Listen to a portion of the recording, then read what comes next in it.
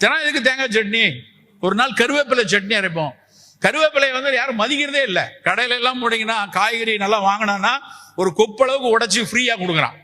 போகும்போது கருவேப்பிலை வச்சுக்கோங்க சார், நீங்க தான் 150 ரூபாய் 200 ரூபாய்க்கு வாங்கியிருக்கீங்கல்ல, நான் சத்தம் போடுவேன், ஏன் ஃப்ரீயா கொடுக்குறீங்க? ஏன்னா நம்ம ஆளுக்கு ஃப்ரீயா கொடுத்தா அது மேல மதிப்பே இருக்காது.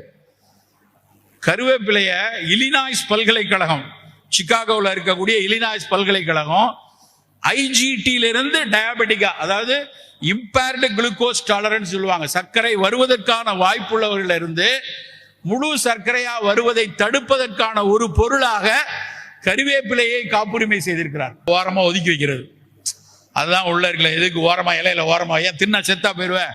தினம் எதுக்கு தேங்காய் சட்னி? ஒரு நாள் கருவேப்பிலை சட்னி அரைப்போம். கருவேப்பிலை யாரும் மதிக்கிறதே இல்லை. கடையில எல்லாம் போனீங்கன்னா காய்கறி நல்லா வாங்கினா ஒரு கொப்பளவுக்கு உடைச்சி ஃப்ரீயா கொடுக்குறான்.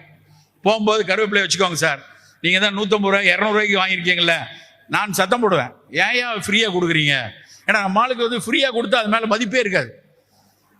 கருவேப்பிலைய இலினாய்ஸ் பல்கலைக்கழகம், சிகாகோவில் இருக்கக்கூடிய இலினாய்ஸ் பல்கலைக்கழகம் ஐஜிடியில இருந்து டயபெட்டிக்கா, அதாவது இம்பேர்டு குளுக்கோஸ் டாலரன்ஸ் சொல்லுவாங்க, சர்க்கரை வருவதற்கான வாய்ப்புள்ளவர்கள் இருந்து முழு சர்க்கரையா வருவதை தடுப்பதற்கான ஒரு பொருளாக கருவேப்பிலையை காப்புரிமை செய்திருக்கிறார். ஓரமா ஒதுக்கி வைக்கிறது, அதுதான் உள்ள இருக்கல. எதுக்கு ஓரமா, இலையில ஓரமா, ஏன் தின்னா செத்தா போயிருவேன்?